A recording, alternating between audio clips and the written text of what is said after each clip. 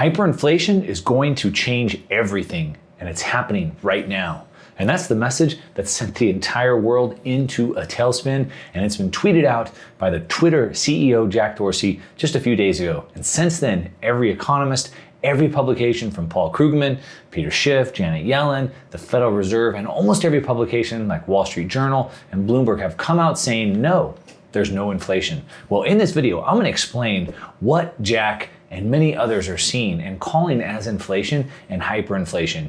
And it's also being disputed, but it's really just a game of semantics or words or definitions. So in this video, I wanna break down what's really going on. Are we really seeing inflation and even hyperinflation like Jack Dorsey claims? Because everybody knows prices are rising fast. And if so, what is the Fed, the Treasury, and the economists saying about this? This is an urgent matter, and it's all happening super fast. And if you don't have this accurate information and a plan to deal with it, it could be disastrous. So let's go. All right, now welcome back. If you are new to the channel, my name is Mark Moss, and I make these videos to change the way you think about money, because almost everything you've learned is wrong. And definitely in this case, if you are listening to what the mainstream economists like Paul Krugman, Steve Hanke, and of course Wall Street Journal and the Federal Reserve are telling you, you are going to have a tough time dealing with what is coming right now, because what they're telling you is wrong. Now, I want to dig in quick and I want to talk about Jack Dorsey. Of course, I typically wouldn't reference him in terms of the economy and the markets. However, he is somebody that's super successful. He's built several massive technology companies, of course, Twitter. And so as a wealth creator, and he's somebody that I think we should at least pay attention to. So he tweeted out a couple days ago, October 22nd, that hyperinflation is going to change everything. Hyperinflation, that's a big word, hyper. Now, inflation, we talk about that a lot. Hyperinflation, he says it's going to change everything, and he said it's happening. All right, and this sent the world by storm into a tailspin. Then he went on to say it will happen in the US soon. It will happen in the US soon and to the world. Those are some big statements, especially coming from somebody of his stature. So let's dig into that and take a look, because if this is happening or is going to happen, this is something that you definitely need to know about. So of course we got the rebuttals right away. There's somebody, this guy, Steve Hanke, somebody I'm not super impressed with. He's he's an academia expert. He's part of the Cato Institute. Supposedly he's somebody we should listen to, but all the takes that he's been having seem to be wrong. Now, he came out and said there's been 62, I love this word, this part. He said there's been 62 certified hyperinflations in world history. At present, no country, check this out, at present, no country is experiencing hyperinflation. That's what he said. So 62, well, so first he said it's not certified, whatever that means, has to be certified. Then he says that at present there's no one's experiencing it, and there's only been 62. So let's dig into that first of all. So the first thing I want to point to is he said that no one's experiencing it, but he constantly tweets about it all the time. So here we go. This is just August 14th, a couple of months ago. In Mexico, representatives from Maduro's government of Venezuela, opposition leaders began talks to address Venezuela's prolonged political standoff and economic crisis. Today, I measure inflation. So today, Hanke measures inflation at 1,469%, which is beyond hyperinflation. We're going to the definition of that. He says here, to whip hyperinflation, Venezuela needs to dollarize. So he's saying they should ditch their own currency. They need to go to the dollar standard. Hanke is all about getting everybody under the dollar standard. He's been vocal about El Salvador going to Bitcoin. They should stay on the dollar standard. But right here in August, he says to whip hyperinflation, 1,400% in his own words. So he's somebody we obviously can't believe. He said at present, no countries are in it, but he's tweeting about it. We can see right here. This is also from October. In this week's inflation roundup, Venezuela retains the top spot. Again, Venezuela. The Bolivar is in a death spiral. Inflation in Venezuela has remained sky high. I measure it at 1,000%. Again, we'll go back to what the definition of hyperinflation is, but let me tell you, it's way less than that. And the only way out for them is to officially dollarize. So he's a big time dollar bull. Dollar, right? Now, in Hanke's inflation dashboard, as of 10/21, so this is as of the day before he told Jack Dorsey that Currently, there's no hyperinflation. We can see right here, Venezuela's up 1,000% inflation. Lebanon's up 191, so 200% inflation. Zimbabwe 90, Sudan 90, Myanmar 60, Syria 50. We'll stop at Syria at 50, and you'll see what the definition of hyperinflation is. So he's saying that and this is at Johns Hopkins University, that's where Steve Hanke is. So he's saying, Jack, you're crazy. Currently, there's no hyperinflation. But yet literally the day before he posted this chart showing that there was.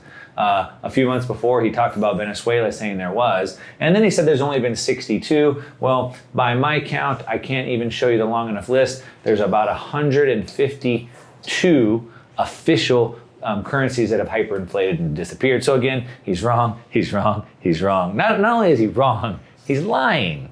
He's lying out of his teeth because he's literally tweeting about it. Now, also the rebuttals is we even got the Treasury Secretary Janet Yellen now. She's coming out in rebuttal. Apparently Jack ruffled enough feathers. Janet Yellen says that the US is not losing control of inflation. It's not gonna happen. Everything's okay. Just pack up and go home. Everything's good. Well, it's not so good. We can see right here, currently, in the world, inflation rates of the world currently, all these countries are in the red, seeing massive inflation. Oh, but not the US, right? We can just pack up and go home. Well, I'd love to bring your attention to this. So this is a famous quote from Ben Bernanke. He was the head of the Federal Reserve back in May of 2007, which of course was right before the great financial crash, right before the great financial crash. And of course he said, we don't expect significant spillover from the subprime market to the rest of the economy or to the financial system. Everything's okay. It's contained. We don't expect anything bad to happen. The vast majority of mortgages, including even subprime mortgages, continue to perform well. It's all good. Right before the biggest one, the great financial crash happened. So that's how well of a track record these people have. Now let's keep digging in. So what is hyperinflation? Anyway, what's the difference of inflation versus hyperinflation? Now, first of all, inflation, what is inflation? Well, I want to dig into that a little bit more, but typically think about it as prices going up. That's inflation. It could be asset prices, could be prices of goods and services, but that's what we typically think about. Now, hyperinflation means that it's going up faster than normal inflation. And so typically the definition would be a 50% increase in a month. So if it was at 10% inflation and then it went up 50% more, 5%, so it'd be 15%, that would be hyperinflation. Now we've seen it occurred many times throughout history in countries, big countries, China, Germany, Russia, Hungary, etc. Key takeaways here, this is some important stuff.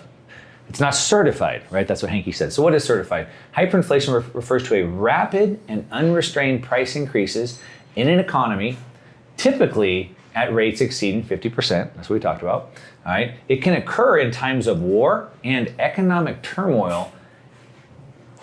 Now, I don't know about if we're at war, but we're definitely seeing economic turmoil. But check this out. In the underlying production economy, so the economy, the production, right? Supply chains are backed up. We're not producing goods and services enough, exactly what it's saying, in conjunction with a central bank. So at the same time as the economy is not making enough goods and services, and then plus in conjunction with a central bank printing an excessive amount of money. So you mean that we forced people to shut down, we have no goods and services coming out, supply chains are backed up, and then this Federal Reserve printed $8 trillion and dumped it into the economy? Is that kind of what we're talking about, maybe? Hyperinflation can cause a surge in prices, for basic goods such as food and fuel. Oh, like gasoline's up 50% this year? Something like that? Yeah, we're gonna keep digging in, don't worry. So let's take a look at a couple of other things. Now, I love this. I highlighted this up. This has some good stuff for us right here. So check this out. So what are the causes? This is the causes of hyperinflation. Well, it commonly occurs when there's significant rise in the money supply. Like $8 trillion we throw in. It's a rise in the money supply that is not supported by economic growth. So the economy is not growing, but the money supply is. Sounds about right. The increase in money supply is often caused by government printing and injecting more money into the economy or to cover budget deficits. So it's caused when the government prints and injects more money into the economy to cover budget deficits. Let me just play this little video of the president right here explaining this. Let's listen to the video. But here's the deal. There's a cap on what we can borrow called the debt limit. And only Congress can raise or lower that debt limit. So let me be really clear. This is really important to know. Raising the debt limit is about paying off our old debts. There's nothing to do with any new spending being considered. All right, so as you can hear from good old Biden himself, we have to take on more debt to pay the existing debt. Doesn't that sound what this says? Government printing and injecting money to cover budget deficits. He said, let me make it clear, we have to take on more debt to pay the old debt. Same thing. When more money is put into circulation, the real value of the currency decreases and prices rise. So because the reason why prices are going up is because the value of the currency is decreasing. The value of the currency goes down, the prices go up. We can see here effects of hyperinflation. In an attempt to avoid paying for higher prices tomorrow due to hyperinflation, this is the key piece, individuals typically begin investing in durable goods such as equipment, machinery, jewelry, etc. in order to attempt paying for higher prices tomorrow. So everyone's like, I better buy a house now because the house is gonna be more expensive in the future. I better buy the car now because it's gonna be too expensive in the future. I better go buy whatever now because it's going to be too expensive in the future. That's exactly what this is saying, right? However, that practice causes a vicious cycle. As prices rise, people accumulate more goods,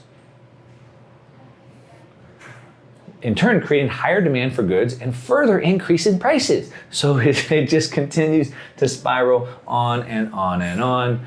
We'll skip that. This is just, these are all the countries that we're seeing hyperinflation. Actually, let's just look at this real quick because Hanke says that we're not seeing any, but this is from the International Monetary Fund, the IMF, inflation forecast for 2021. So IMF inflation forecast 2021.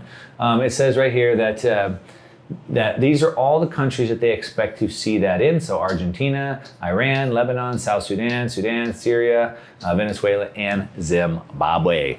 He says it's not happening, but the IMF says otherwise. Now let's keep going.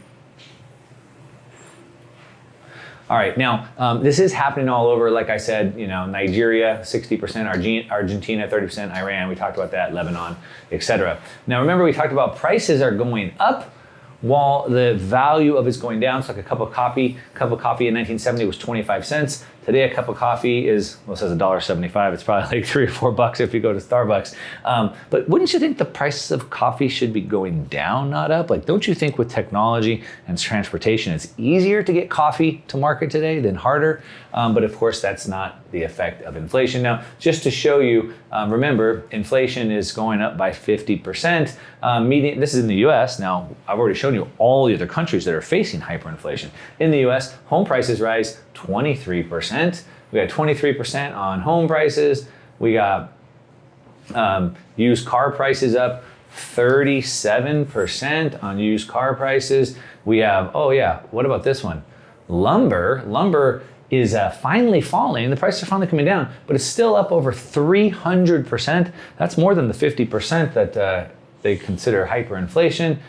We have Biden, of course, is going to look into why gasoline prices at the pump are so high. Gasoline's up about 50% on the year. He's going to look into it. Biden, I can tell you why. You printed $8 trillion.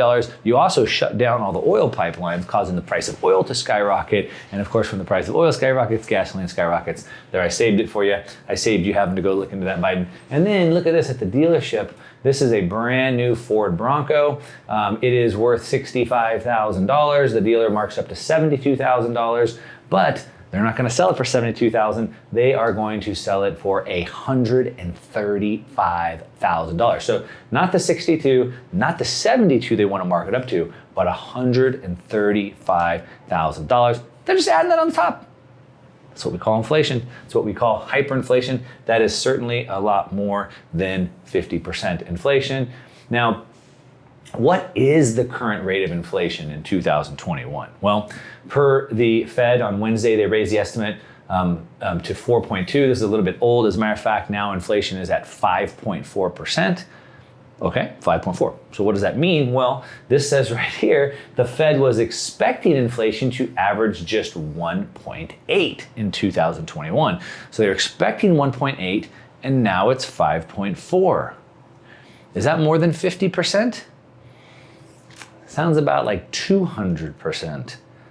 I would almost think that Jack is about right and everyone else is wrong, Hanke, Janet Yellen, etc. Now, I want to tell you one thing, that inflation kind of depends. It's a little bit of a nuanced argument. It depends on a couple things. First thing is it depends on what you buy. So the Bronco is up 100% or 200%.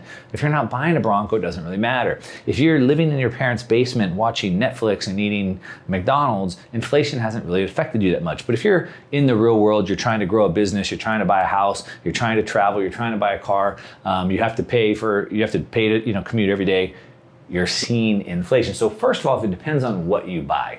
The second thing, and this is the bigger piece, and this is the real big piece here, it depends on what you use to measure it with, all right? So everything is a trade. I'm trading a share of Tesla stock for $1.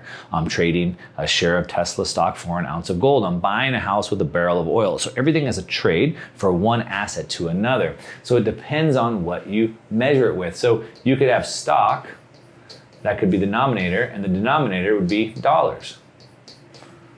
All right, so I could trade stock for dollars. I could trade stock for oil, for gold, or even for Bitcoin. So it depends on what I want to price that in. Now, we can see a chart right here. My good buddy Preston was putting out some killer charts. He says that equity markets from around the world, so this is other fiat currencies, the US, Euro, Japan, China, it appears India will be the first one to demonstrate asset hyperinflation in fiat terms, so in the dollars, in the fiat terms. I'll keep adding to this post in the future so we can keep track of the performance. So we can see this right here. That looks like hyperinflation, more than 50% a month. Of course, we can see all of the other ones going up as well. All right, so we can see that happening right there. All right, if we look at Turkey, Turkey looks really good. Again, boom, look at that. That looks like more than 50% growth, again, over and over. But here's something that I want to show you. So again, what are you pricing it in? So this right here is the stock market, which has been going up in hyperinflation. But here it is if it's priced in Bitcoin. Now look at the price of stocks. In US dollars, the stocks go up like this. Priced in Bitcoin, the stocks go down like that. As a matter of fact, here's another chart that can show us if we priced, remember, everything's priced into the denominator and denominator. If we price gold, gold is down 54% this year to date, priced in Bitcoin. The US dollar is down 51% this year, priced in Bitcoin. The median new house, so in US dollar terms, the median US home price is up 25%. But priced in Bitcoin, homes are down 50%. S&P 500 has made a new all-time high today at the time of this recording, but priced in Bitcoin, it's down 42%. You're starting to get the picture. Oil is about $80 a barrel, new all-time or recent highs, and it's down 18% priced in Bitcoin. So what does that mean? Well, it means that what you save your money in, what you use as your reserve asset, it matters. It matters a lot. Now, one of the great economists here, Milton Friedman, says that inflation is always and everywhere a monetary phenomenon. So the Federal Reserve says, hey, the inflation's caused by supply chains breaking down. It's caused because people can't work that much. Once people go back to work, then the inflation will go away. No, it is always, check this word, it is always and everywhere a monetary phenomenon. The reason why the supply chains are breaking down is because of the monetary supply. So let's take a look at this. So this is from the Federal Reserve's own website, from the Fed. This is the money supply. You can see from 1950 here, it's been pretty much flat. 2000, we had the big crash, it barely moved. Even 2008 crash, you can barely see that here. And now look at this, in the last year, this is the monetary supply. That's what we call inflation. Have we added more than 50% of the monetary supply?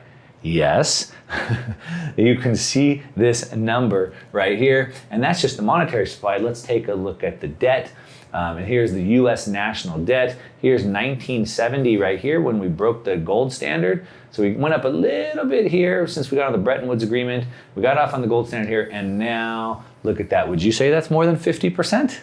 Yes, and definitely. So it's always a monetary phenomenon. Now, I want to show you this. We'll end with this. This is Ludwig von Mises, and he says, he warned us about the crack up boom. The crack up boom. He said that, but then finally, all right, gradually, then suddenly, finally, the masses wake up. The people wake up. Henry Ford said 100 years ago, if the people knew how the banking system worked, there'd be a revolution before the morning.